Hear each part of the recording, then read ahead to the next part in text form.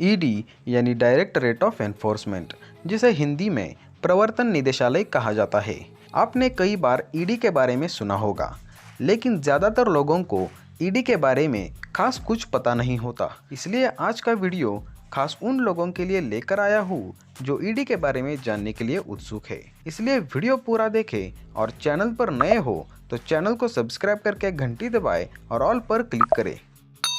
दोस्तों, ईडी एक सरकारी संस्था है जो केंद्र सरकार के अधीन है। देश में चल रहे भ्रष्टाचार को मिटाना ईडी का मुख्य कार्य होता है। ईडी में कार्य कर रहे अधिकारी निडर और कानूनी पढ़ाई में होशियार होते हैं। चाहे कितना भी बड़ा आदमी हो, ये अधिकारी किसी से नहीं डरते। ईडी एक ऐसी महत्वपूर्ण एजेंसी है जो भारत में विदेशी संपत्ति मामला, धन शोधन और आय से अधिक संपत्ति की जांच और पूछताछ करने का काम करती है। यानी अगर किसी ने दावा किया कि मेरे पास 10 करोड़ रुपए है, लेकिन असल में तो उसके पास 50 करोड़ रुपए है, यानी ऊपर के 40 करोड़ रुपए ब्लैक मनी हो जाता है।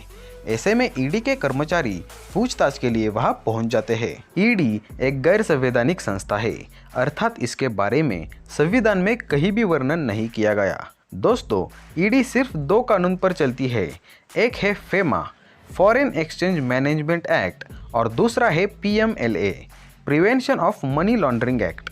फीमा का उद्देश्य बाहरी व्यापार और भुगतान को सुविधाजनक बनाना और विदेशी मुद्रा बाजार के व्यवस्थित विकास और रखरखाव को बढ़ावा देना होता है।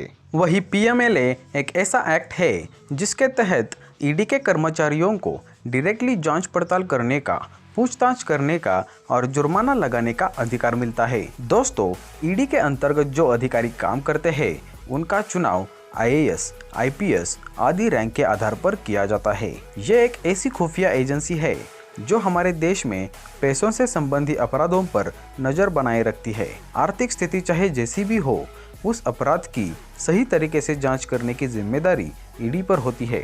इसके साथ ही आर्थिक रूप से कानून लागू करने का अधिकार ईडी को दिया जाता है। अब आप समझ गए होंगे कि ईडी क्या होती है। ऐसे ही नॉलेजेबल वीडियोज़ रोजाना देखने के लिए ज्ञान टाइम इस चैनल को अभी सब्सक्राइब करें।